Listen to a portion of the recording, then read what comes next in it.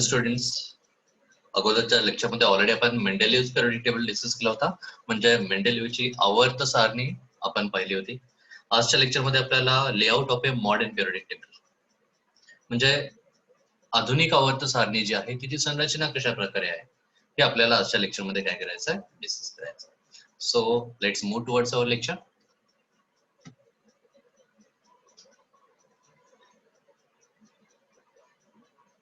Layout of a modern periodic table. आपल्याला माहिती आहे मॉडर्न पिरियोडिक टेबलचा लेआउट कशा प्रकारे आहे. टोटल 18 व्हर्टिकल कॉलम्स आहेत, 7 हॉरिझॉन्टल रोज आहेत. ओके, जे हॉरिझॉन्टल रोज आहेत म्हणजे आडव्या लाईन्स आहेत त्यांना आपण काय म्हणतो, periods. What are the periods? Horizontal rows in a modern periodic table are called as a periods. म्हणजे आडव्या लाईन्स आहेत ना त्यांना आपण काय म्हणतो, पिरियड्स. बरोबर, ज्यांना मराठीमधून आवर्तन असं म्हटलं जातं. Then vertical columns. Vertical columns are called as a groups. Okay, so I can say vertical columns in the periodic table are called as a groups.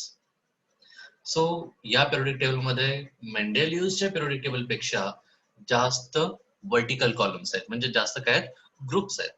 So this modern periodic table is also called as a long form of a modern periodic table. म्हणजे जो periodic table आहे, जुना जो periodic table होता मेंडेलिव्हचा त्यापेक्षा या periodic table मध्ये जास्त ग्रुप्स आहेत. हा एक्सपांडेड फॉर्म आहे असं म्हटलं तरी चालेल. Why there is expanded form? In order to place all the known elements, Mosley added many more groups. Hence, it is called as a long form of the modern periodic table. म्हणजे मोस्लेच्या periodic table मध्ये काय, मोस्लेने या table मध्ये काही modifications केले होते. काय modifications केले होते? त्याने टोटल 18 ग्रुप्स याच्यामध्ये ऍड केले होते आणि 7 हॉरिझॉन्टल रोज आहेत. अजून एक मॉडिफिकेशन केलंय त्याने, पिरियोडिक टेबलच्या बॉटमला 2 ऍडिशनल रोज ऍड केल्या. म्हणजे काही एलिमेंट्सला पिरियोडिक टेबल मध्ये पर्टिक्युलर पोझिशनला ठेवणं शक्य झालं नाही किंवा पिरियोडिक टेबलचं स्ट्रक्चर बदललं असतं, म्हणून अशा एलिमेंट्सला त्याने काय केलंय, पिरियोडिक टेबलच्या खाली 2 रोज मध्ये पुट केलंय. त्या रोज कोणत्या आहेत ते आपल्याला पुढे जाऊन पाहायचं. So I can say in modern periodic table there are 18 groups and 7 periods, as well as there is a 2 additional rows at the bottom of the periodic table. So let's discuss that structure in more details. Modern periodic table. जर periodic टेबलचा आपण layout पाहिला तर याच्यामध्ये 7 horizontal रोज आहेत असं आपण पाहिलं. These 7 horizontal rows are called as the periods. यांना आवर्तन असं म्हटलं जातं आणि यांचं नंबरिंग जे आहे तो 1 to 7 अशा प्रकारे आपण करतो. वर्टिकली 1 to 7 अशा प्रकारे आपण काय केलंय, त्यांचं नंबरिंग केलंय. There are 2 ways to number the groups. इथे जे ग्रुप्स आहेत, वर्टिकल कॉलम्स आहेत, यांना नंबरिंग करण्याचे किती वेज आहेत? 2 वेज आहेत असं आपण म्हटलं. First way, all tall columns are labeled as a and short columns are labeled as a B. म्हणजे जे उभे कॉलम्स आहेत ना, मोठे कॉलम्स आहेत त्यांना A म्हणायचं आहे, छोटे कॉलम्स आहेत त्यांना आपण काय म्हणणार आहोत, B म्हणणार आहोत. So I will start A numbering. पहिला जो ग्रुप आहे फर्स्ट ए, सेकंड ए, मधले कॉलम्स छोटे आहेत, I will go directly on opposite side. Third A, fourth A, fifth A, sixth A, seventh A आणि सगळ्यात शेवटचा आहे तो zero group element. We know that it is known as a zero group element. Zero group element म्हणजे inert gases ज्या ग्रुपमध्ये आहेत त्या ग्रुपला आपण काय म्हणतो, zero group element, noble gases. अरे with me. Okay, let's go ahead. हा पहिला वे झाला नंबरिंगचा. आपण फक्त यातल्या टॉल ग्रुप्सला नंबरिंग केलंय. ओके, छोट्या ग्रुप्सला नंबरिंग करायचं आपल्याला, म्हणजे इथे डी ब्लॉक मध्ये जे आहेत यांना नंबरिंग करायचं आहे. So let start with it. Third V, fourth V, fifth V. आता थर्ड वी पासून काय का सुरुवात केली? इथे फर्स्ट ए होता, सेकंड ए होता, त्यानंतर मी ते थर्ड वी म्हटलंय, फोर्थ वी म्हटलंय, फिफ्थ वी म्हटलंय, सिक्स्थ बी, सेव्हन्थ बी म्हटलंय. अँड सिमिलरली फर्स्ट बी आणि सेकंड बी जो इथे मिसिंग होता तो मी सगळ्यात शेवटी पुट केलाय, फर्स्ट बी आणि सेकंड बी. आता मध्ये 3 ग्रुप, 3 व्हर्टिकल कॉलम्स बाकी आहेत. या तिन्हीला कंबाईनली म्हटलं जातं एट ग्रुप. तिन्हीला कंबाईनली काय म्हटलं जातं, eight group. That is a first वे.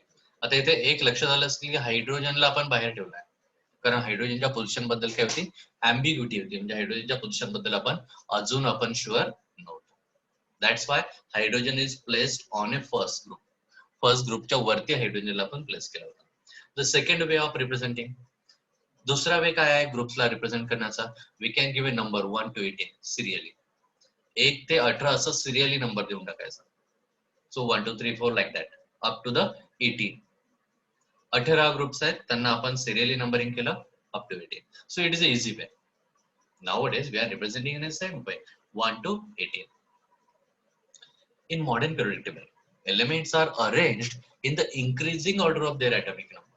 आजचा जो मॉडर्न पिरियडिक टेबल आहे तो कशावर बेस आहे? ॲटॉमिक नंबरवर बेस आहे. ओल्ड पिरियडिक टेबल जो होता, मेंडेलिव्हचा जो पिरियडिक टेबल होता तो कशावर बेस होता? ॲटॉमिक मासेसवर बेस्ड होता. हा बेसिक डिफरन्स दोन्ही पिरियडिक टेबल मध्ये आहे. Remember this. So let's put atomic number from 1 to the 16 in each of the boxes respectively. प्रत्येक बॉक्स मध्ये आपल्याला काय करायचं आहे? 1 ते 16 हे जे एलिमेंट्स आहेत ना ते पुट करायचे. सगळ्यात अगोदर ॲटॉमिक नंबर त्यांचा आपण मेन्शन करूयात. I will start with the 1, 2, then I will come to 3, 4, 5, 6, 7, 8, 9, 10. म्हणजे आपण हॉरिझॉन्टली जातोय नंबरिंग करताना. Remember. Then I will come to the 11 to 18. Then 19 to 36. Then 37 to 54. And now look at this carefully. 56, 55, 56. आणि मध्ये काहीतरी missing आहे. 57 to the 71. There is actually one more element, 57, lanthanum. हा element या ठिकाणी आहे 57. 58 to 71 ही सिरीज या ठिकाणी मिसिंग आहे. ओके, 58 to 71 कारण या ठिकाणी 57 हा एलिमेंट आहे. सो 58 to 71 म्हणजे cerium to the lutetium. These elements are known as a lanthanides. कारण 57 नंबरचा लॅन्थनम आहे आणि लॅन्थनमच्या नंतरचे जे एलिमेंट्स आहेत त्यांना काय म्हटलं जातं? लॅन्थानाइड्स म्हटलं जातं. रिमेंबर दिस. आफ्टर लॅन्थनम नंतर येणारे elements are known as a lanthanides. 58 to 71 atomic number, cerium to the lutetium. आणि या एलिमेंट्सला आपण कुठे ठेवलंय? We have placed this element at the bottom of the periodic table in a separate series. This series is known as a lanthanides. Okay, so त्यानंतर 72 to the 86 elements continuously आहेत. त्यानंतर 87, 88 आणि इथे परत 89 असेल या बॉक्स मध्ये. 89 च्या नंतर 90 to the 103 हे एलिमेंट्स या ठिकाणी काय मिसिंग आहेत. 90 to the 103. एवढे सगळे एलिमेंट्स म्हणजे 14 एलिमेंट्स आहेत. एवढ्या सगळ्या एलिमेंट्सला एका बॉक्स मध्ये ठेवणं शक्य नव्हतं. It is not convenient also according to our table. एका टेबलमध्ये एका बॉक्समध्ये 14 एलिमेंट प्लेस करायचे असतील तर तो बॉक्स खूप जास्त एक्सपांड झाला असता. It's not practically possible. So we have placed in a separate series at the end of periodic table. And this another second series is known as a actinide series because at 89 number there is actinium. 89 नंबरला कोणता element आहे? ऍक्टिनियम आहे. बरोबर. आणि ऍक्टिनियमच्या नंतर येणार आहे. So they are known as a actinides. मग 90 नंबरचा आहे थोरियम आणि 103 नंबरचा आहे लॉरेन्सियम. म्हणजे 90 टू द 103 ही जी सिरीज आहे ऍक्टिनाइड सिरीज आहे, thorium to the lawrencium. Okay, and all these elements have a very similar physical and chemical properties, so they are placed in a group. So they are placed in a same group. Remember this thing. So we can put it as a separate series at the bottom of the periodic table. आपल्याला दोन series मिळाल्या periodic table च्या बॉटमला. पहिली होती lanthanide, दुसरी होती actinide. Okay, so that is a layout of a modern periodic table. म्हणजे modern periodic table मध्ये काय काय लेआउट आहे हे आपल्याला आता समजलं. Okay, now study the same table more in detail. अजून डिटेल मध्ये आपल्याला हा टेबल काय करायचा आहे? स्टडी करायचा आहे. So late place first 18 elements. पहिले 18 एलिमेंट्स आपण पुट करूयात हायड्रोजन पासून आर्गॉन पर्यंत. So let start with it. Atomic number 1 hydrogen, 2 helium, 3 lithium, 4 beryllium, 5 boron, 6 carbon, 7 nitrogen, 8 oxygen, 9 fluorine, 10 neon, 11 sodium, 12 magnesium, 13 aluminium, 14 silicon, 15 phosphorus, 16 sulfur, 17 chlorine and 18 argon. Remember हे elements आपले पाठ असायला हवेत. Okay, कारण वेगवेगळ्या questions मध्ये आपल्याला वेगवेगळ्या एलिमेंटचे इलेक्ट्रॉनिक कॉन्फिगरेशन पण लिहायचं आहे. I will suggest you up to 30 zinc पर्यंतचे सगळे एलिमेंट, त्यांचे नावं, त्यांचे सिम्बॉल्स, त्यांचे ॲटॉमिक नंबर आणि त्यांचं इलेक्ट्रॉनिक कॉन्फिगरेशन आपल्याला पाठ असायला हवं. असा एक चार्ट बनवून तुमच्याकडे ठेवा. ओके, अजून कोणकोणते एलिमेंट्स आपल्याला महत्वाचे आहेत? फर्स्ट आहे, सेकंड आहे अँड 17th ग्रुप, म्हणजे रोमन मध्ये 7th ग्रुप. Okay, so first A group कडे आपण जाऊयात. या ठिकाणी सोडियमच्या नंतर आपण हायड्रोजन, लिथियम आणि सोडियम हे 3 एलिमेंट्स पाहिलेत. So come to the 19, atomic number 19, there is a potassium. After potassium there is a rubidium. rubidium नंतर cesium आणि शेवटचा आहे francium. सो पहिल्या ग्रुप मध्ये आपल्याला काय काय एलिमेंट्स मिळाले? Lithium, sodium, potassium, rubidium, caesium, francium. Come to the second group. Second group मध्ये बेरिलियम आहे, मॅग्नेशियम आहे, त्यानंतर atomic number 20, it's a calcium, then strontium, then barium and at the end there is a radium. So second group मध्ये आपल्याला elements मिळाले beryllium, magnesium, calcium, strontium, बॅरियम आणि radium. Now come to the 17th group elements. Okay, fluorine, chlorine, bromine, after that iodine, astatine. Fluorine, chlorine, bromine, iodine आणि astatine. Okay, so remember these are the elements present in a 7th group. 7th group मध्ये हे वेगवेगळे elements काय आहेत आपल्याकडे present आहेत. So हे सगळे एलिमेंट्स आपल्याला माहिती असायला हवेत. One more thing, zero group element, सगळ्यात शेवटचा जो ग्रुप आहे त्याला आपण काय म्हणतो? झिरो ग्रुप एलिमेंट किंवा Nobel gases. Helium, neon, argon. After argon there is a krypton. Krypton नंतर झेनॉन आणि at the end radon. helium, neon, argon, krypton, xenon, radon. Okay, we have to remember all these elements. यातले बरेचसे elements आपल्याला काय करायचे? लक्षात ठेवायचे आहे. तर हे एलिमेंट्स आपल्याला परत परत वेगवेगळ्या ठिकाणी युटिलाइज पण करायचे, वापरायचे आहेत. Now come to the lanthanide series. 57 नंबरला या ठिकाणी आपण लॅन्थनम सांगितलं होतं. 57 ॲटॉमिक नंबर जो आहे तो लॅन्थनमचा आहे. राहिला 58 to 71. 58 इथे येतो खाली आणि 71 या सिरीज मध्ये सगळ्यात शेवटचं असेल. म्हणजे आपण येथे कोणकोणते एलिमेंट्स येतात असं सांगितलं? लॅन्थनाइट सिरीजचे एलिमेंट येतात. ओके, लॅन्थनम नंतरचे सगळे lanthanides. But to study all this elements, म्हणजे हे जे 14 एलिमेंट आहेत त्यांना जर लॅन्थनमच्या एका बॉक्समध्ये ठेवलं तर स्टडी करणं आपल्यासाठी डिफिकल्ट होईल. Though they have a similar chemical properties, it's very difficult to put in a single box. So we have placed in a separate series and we call them as a lanthanides. Remember this. Lanthanides total 14 element आहेत. They start from atomic number 58 to the 71. 58 नंबरचा कोणता आहे? Cerium आणि 71 नंबरचा कोणता आहे? शेवटचा lutetium आहे. Remember, cerium to the lutetium. Now come to the second series. Second series कोणती होती आपली? Actinide series. Okay, come to the actinide series. इथे पण 14 एलिमेंट्स आहेत. They are placed in a single box, but again practically it's not possible to put all the 14 elements together. जरी 14 एलिमेंटच्या chemical आणि physical properties similar असतील, थोड्याफार सारख्या असतील, तरी त्यांना एका बॉक्स मध्ये ठेवणं practically not good. So we have to put in a separate series. This series is known as a actinide series. Actinium नंतर येणारे एलिमेंट्स म्हणून आपण त्यांना काय म्हणतो? actinide series. Are you with me? Remember this. So this series is called as actinide series.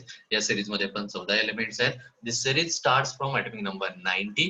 Okay, first element is a thorium and at the end lawrencium, atomic number 103. Atomic number 103. Thorium to the lawrencium, atomic number 90 to the atomic number 103. Remember all these are the basic things about this periodic table. या period table बद्दल या काय होत्या? आपल्या basic things होत्या आणि या सगळ्या गोष्टी आपल्याला यायला हव्यात. आपल्याला 2 सिरीज मिळाल्या, लॅन्थनाइट सिरीज मिळाली as well as actinide series मिळाली. Now come to the groups. Since first groups contains only 2 elements. पहिले जर sorry not the group but it's a period. पहिला जो पिरियड आहे, पहिल्या पिरियड मध्ये मला इथे 2च एलिमेंट दिसतात.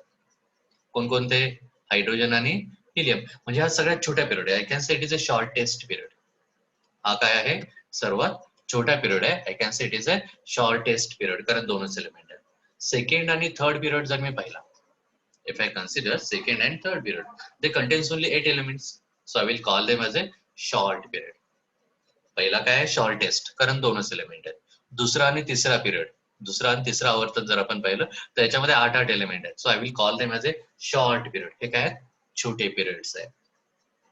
After that I will come to the fourth and fifth periods. Fourth आणि फिफ्थ पिरियडचा जर विचार केला आपण, त्याच्यामध्ये 18 एलिमेंट्स आहेत दोन्हीमध्ये पण. चौथ्या आणि पाचव्या पिरियड मध्ये 18 एलिमेंट्स आहेत. So I will call them as A long period. अगोदरच्या पिरियड्स पेक्षा हे काय लॉंग आहेत. So remember these are the long period, period 4th and period 5th. Now there is a 6th and 7th. Come to the 6th only. Ka 6th only? Because if I look at the 7th period, at the end there is some vacant place, not filled. Though we know these elements, but they are not still confirmed or not added into the periodic table. The names are quite different. Okay, so come to the period number 6. It contains total 32 elements. याच्यामध्ये हे series मध्ये 18 elements आहेत आणि लॅन्थनाइट series जी खाली ठेवली आपण ती कुठे ऍक्च्युअली लॅन्थनमच्या पोझिशनला आहे, इथेच आहे. ओके, सो ते 18 प्लस लॅन्थनाइट सिरीजचे 14 एलिमेंट्स, टोटल 32 एलिमेंट 6व्या ग्रुपमध्ये आहेत, 6व्या पिरियड मध्ये आहेत. So I will call it as a longest period. हा 6वा पिरियड काय असेल, सर्वात जास्त मोठा असेल, लॉंगेस्ट पिरियड असेल. Now come to the 7th period. We know that 7th period is a incomplete at the end. So I will call it as a incomplete period. लक्षात ठेवा, प्रत्येक पिरियडला मी वेगवेगळं नाव दिलंय. काय काय नाव दिलंय? First period shortest, second and third period short period, fourth आणि फिफ्थ पिरियड लॉंग पिरियड आहे, सिक्स्थ आणि सेव्हन्थ पिरियड आहे. सिक्स्थ पिरियडला लॉंगेस्ट पिरियड म्हटलंय आपण आणि सेव्हन्थ पिरियडला इनकम्प्लीट पिरियड असतो. Remember all this is. Along with that we got it 2 series. पहिली मिळाली लॅन्थनाइड, टोटल 14 एलिमेंट्स आहेत, सेरियम 58 पासून लुटेशियम 71 पर्यंत. त्यानंतर ऍक्टिनाइड सिरीज आहे, यामध्ये पण 14 एलिमेंट्स आहेत. Start with thorium 90 and ends with lawrencium 103. So that is a look of periodic table. Periodic table आता काय केलंय मी, वेगवेगळ्या ब्लॉक्स मध्ये डिवाइड केलं. Red, blue, green and yellow. Green block मध्ये परत एक zigzag line. Okay, actually these elements are divided into the different blocks. वेगवेगळ्या खंडांमध्ये आपण काय केलंय, पिरियडिक टेबलला डिवाइड केलं. How we have divided this into the different blocks. म्हणजे ब्लॉक्स नक्की पिरियडिक टेबल मध्ये कुठून आले, जसे इथे रेड कलरचा, ब्ल्यू कलरचा, ग्रीन कलरचा आणि येलो कलरचे वेगवेगळे ब्लॉक्स रिप्रेझेंट केले. Why this is so? Element in the modern periodic table are classified on the basis of their electronic configuration. They are divided into the 4 blocks. म्हणजे electronic कॉन्फिगरेशनच्या आधारावर आपण एलिमेंट्सला काय केलंय, डिवाइड केलंय. आणि इथे 4 ब्लॉक्स बनवलेत आपण. S block, P block, D block आणि एफ ब्लॉक. जो रेड कलरचा आहे तो एस ब्लॉक, ग्रीन कलरचा आहे तो पी ब्लॉक, मध्ये ब्ल्यू कलरचा आहे तो डी ब्लॉक आणि सगळ्यात खाली पिवळ्या कलरचा आहे तो F block. So I got here 4 blocks depend on electronic configuration S, P, D and F. Remember this blocks. Now let's understand each block. प्रत्येक ब्लॉक आपल्याला काय करायचं आहे, डिटेल मध्ये स्टडी करायचा आहे. Start with S block elements. If I come to the S block element, S block म्हणजे पहिला ग्रुप आणि दुसरा ग्रुप. पहिले 2 जे ग्रुप आहेत त्या दोन्हींचा मिळून काय होतो, एस ब्लॉक तयार होतो. So group 1 and 2 are included in a S block. So let's take the electronic configuration of lithium, beryllium, sodium and magnesium. Lithium, beryllium, sodium, magnesium हे पहिले 4 members आहेत.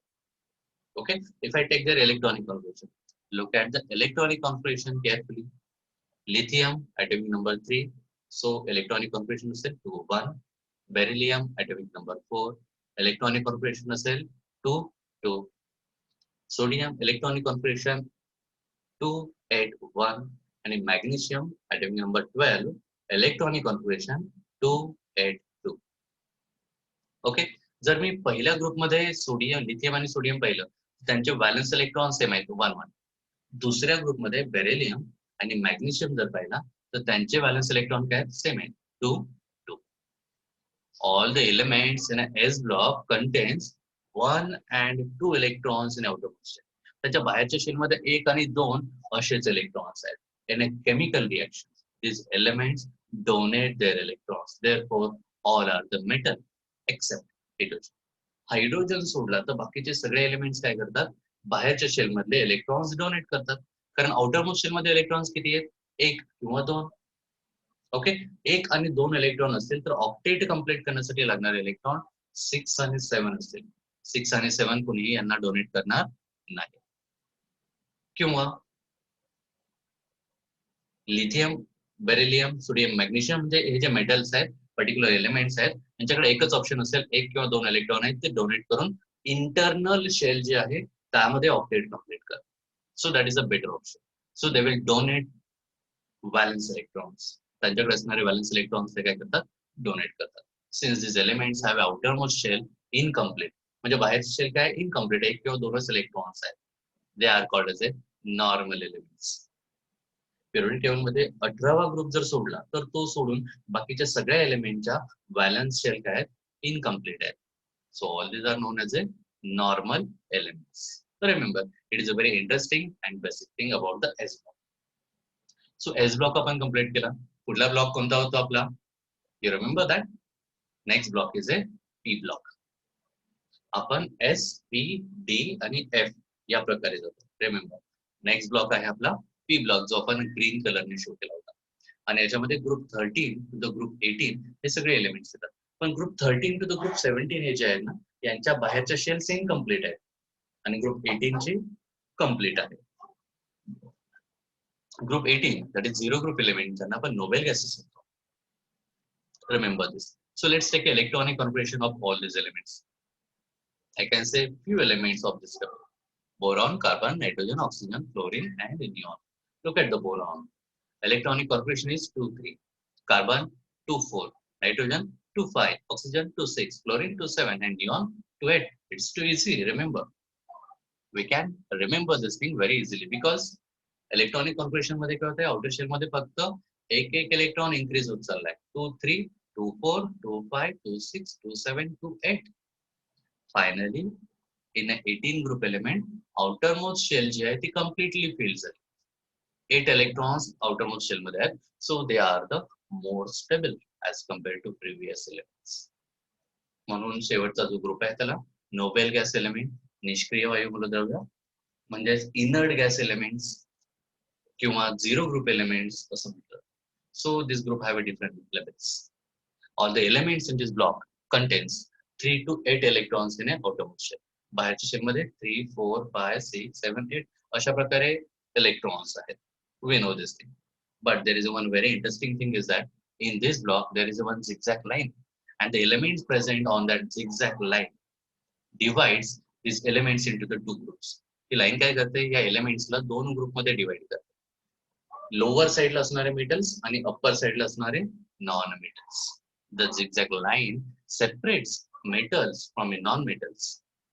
Elements on the right side of the zigzag line are non-metals, and elements which are on a left side are all the metals. The borderline elements are called as a metalloids. We know this basic thing. What we know that the elements which are on a zigzag line are called as a metalloids. मग metals, non metals आणि दोन्हींच्याही property दाखवणारे elements म्हणजे metalloids. So how many metalloids are there? Boron, silicon, germanium, arsenic, bismuth, tellurium, polonium. These elements are called as a metalloids. असे elements की जे metal आणि non metal दोन्हींच्याही property दाखवतात, अशा एलिमेंट्सला आपण काय म्हणतो, मेटलोइड्स म्हणजे धातू सदृश्य मूलद्रव्य. So P block elements contains all types of elements. Metals पण आहेत, नॉन मेटल्स पण आहेत आणि मेटलॉइड सुद्धा आहेत. म्हणजे सगळ्या टाइपचे एलिमेंट या ब्लॉक मध्ये प्रेझेंट आहेत. And this block contains a normal element as well as inert element, inert gas element, zero group element.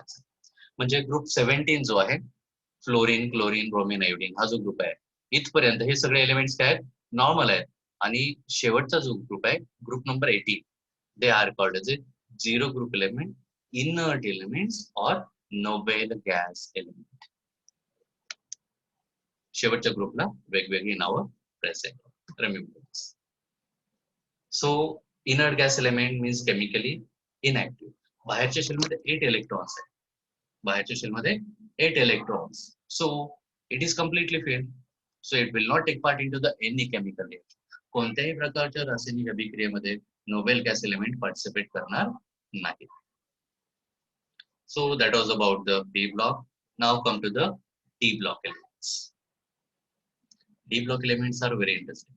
Period टेबलच्या दोन्ही बाजूला जे ब्लॉक्स आहेत, एस ब्लॉक आणि P block, both contain reactive elements. दोन्हीमध्ये काय आहेत? रिएक्टिव्ह एलिमेंट्स आहेत as compare to D block. D block मधले एलिमेंट्स मात्र बऱ्यापैकी स्टेबल आहेत and they are very interesting. कारण नेचरमध्ये जेवढे आपल्याला कलर दिसतात, this colours are due to the D block elements, transition elements. मग डी ब्लॉक मध्ये कोणकोणते ग्रुप्स येतात? Group 3 to the group 12. All these groups are comes under a D block elements. These elements have a two outermost shell incomplete. Look at the electronic configuration of a ferrous iron 26 2 8 14 2. याच्या शेवटच्या दोन shell जर आपण पाहिला, 2 8 18 32, 2 8 18 32 ही series आपण normally use करतो. Correct आहे.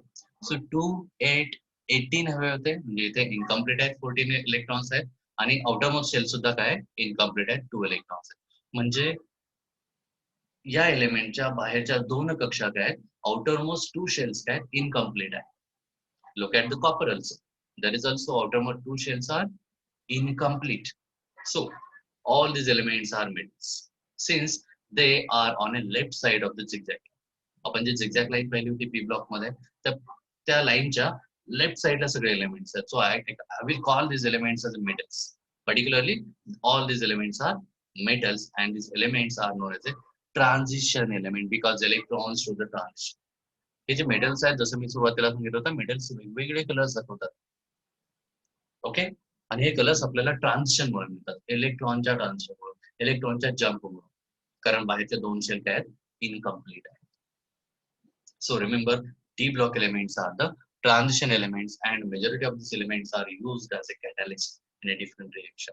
वेगवेगळ्या रिएक्शन मध्ये आपण या एलिमेंट्सला कॅटॅलिस्ट म्हणून नॉर्मली यूज करतो. So that about the D block element. And now come to the F block elements. Periodic tableच्या एंडिंगला आपण दोन सिरीजेस पुट केल्यात, एक लॅन्थेनाइड आहे आणि दुसरी ऍक्टिनाइड आहे. बरोबर. Element present at the bottom of the periodic table, that is lanthanides and actinides, are called as a F block elements. They have 3 incomplete outermost shell. यांचं जर इलेक्ट्रॉनिक कॉन्फिगरेशन आपण पाहिलं तर बाहेरच्या 3 शेल्स काय आहेत, इनकम्प्लीट आहेत. So all this elements R metals. बाहेरच्या 3 शेल इनकम्प्लीट आहेत म्हणजे इलेक्ट्रॉन्स डोनेट केले जाऊ शकतात. So these are the metals and these metals are called as a inner transition elements. These elements are called as a inner transition element. We are not going to study this block more in detail.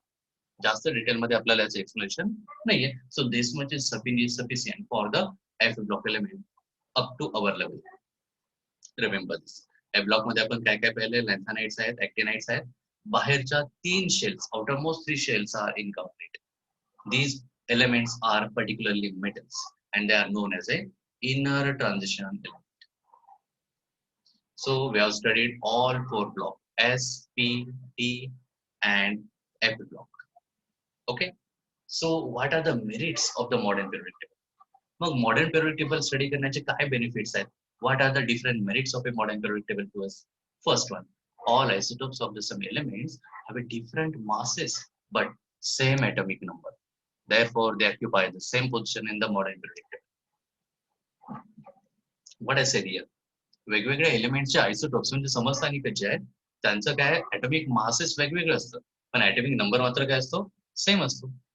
मग आयसोटॉप्सला जर atomic mass नुसार arrange केलं तर प्रत्येक आयसोटॉपला वेगवेगळ्या बॉक्समध्ये ठेवावं लागेल, which is practically not possible. कारण पिरियोडिक टेबलची अरेंजमेंट आपण कशी केली आहे, ॲटॉमिक नंबर नुसार केली. म्हणजे एका पर्टिक्युलर एलिमेंटचे आयसोटॉप्स असतील, समस्थानिक असतील, तर त्यांना त्याच एलिमेंटच्या त्याच बॉक्समध्ये प्लेस केलं जातं. म्हणजे आयसोटॉप्सच्या पोझिशनचा प्रश्न सुटला. Second thing, when elements are arranged according to their atomic numbers, and normally regarding a certain pairs of elements in a Mendeleev's periodic table disappears. मेंडेलिव्हने काय गडबड केली होती, कोबाल्ट आणि निकेलच्या पोझिशन बद्दल मेंडेलिव्हने गडबड केली होती. ओके. मेंडेलिव्हचा पिरियोडिक टेबल ॲटॉमिक मासेसवर डिपेंड होता आणि ॲटॉमिक मास नुसार निकेल अगोदर आणि कोबाल्ट नंतर असायला हवा होता, पण त्याने कोबाल्ट अगोदर आणि निकेल नंतर पुट केला होता. दिस इज ऍक्च्युअली ट्रू नाउअडेज. आता ही गोष्ट ट्रू आहे, कारण कोबाल्टचा ॲटॉमिक नंबर 27 आहे, निकेलचा ॲटॉमिक नंबर 28 आहे. It's good. पण त्याने त्याचा जो रूल होता ॲटॉमिक मासचा तो डेव्हिएट केला होता, कारण निकेलचा ॲटॉमिक मास कोबाल्ट पेक्षा कमी आहे, कोबाल्टचा ॲटॉमिक मास जास्त. Okay, there was some confusion in a मासेसच्या कन्फ्युजनमुळे मेंडेलिव्हने मिस्टेक केली होती. कोबाल्ट आणि निकेलची पोझिशन जी आहे ती अदलाबदल केली होती, पण ॲटॉमिक नंबर नुसार मात्र ही पोझिशन काय झाली, बरोबर झाली. म्हणजे मेंडेलिव्हचं जे लिमिटेशन होतं, it is actually advantages in a modern period table. Modern period table मध्ये हे लिमिटेशन काय झालं, रिकव्हर झालं. Look at the position in a Mendeleev's period table.